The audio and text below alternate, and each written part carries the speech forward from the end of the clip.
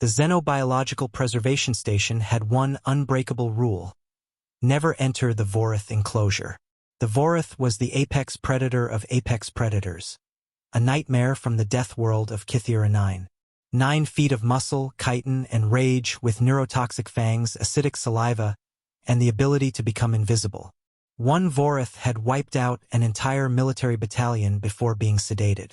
The Galactic Council kept exactly one specimen for study, behind 7 layers of reinforced barriers. Dr. Talek, the station's Altarian director, was giving the monthly tour to new researchers when he noticed someone was missing. "Where is the human researcher?" he asked, his feathers ruffling in concern. "Emma?" Dr. Vox checked his tablet. "Her tracker shows she's in." No, that can't be right." The entire group rushed to the observation deck of the Vorith enclosure. What they saw would be broadcast across every news feed in the galaxy within hours. 23-year-old xenobiologist Emma Rodriguez was sitting cross-legged on the enclosure floor, 3 meters from the Vorith. The creature that had killed 47 trained soldiers was staring at her, its 6 eyes unblinking. "Activate emergency protocols," Dr. Talek screamed. Emma looked up at the observation window and held up one hand in a wait gesture.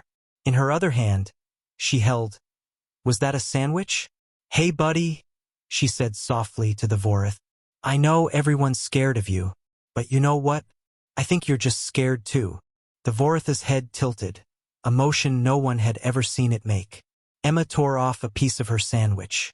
"This is peanut butter. Protein paste, basically.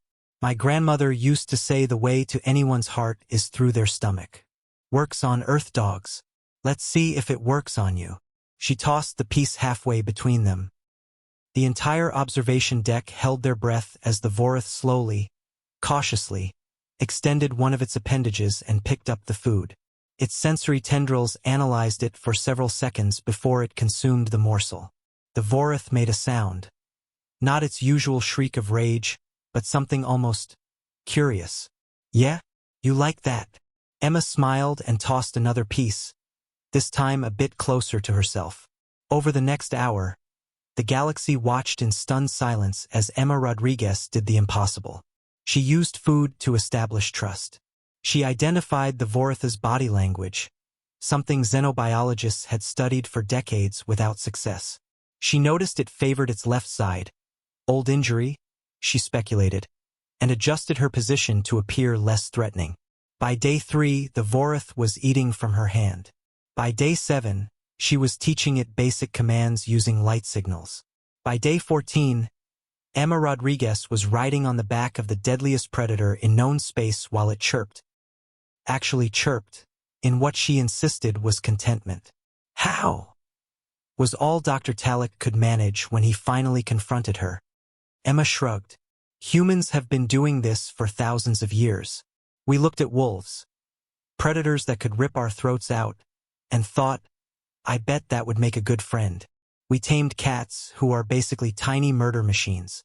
We've pack-bonded with bears, lions, alligators. Hell, I had a pet snake that could have killed me in my sleep." She gestured to the Vorith, who was now playing with what appeared to be a modified soccer ball. "Every predator is just an animal with needs.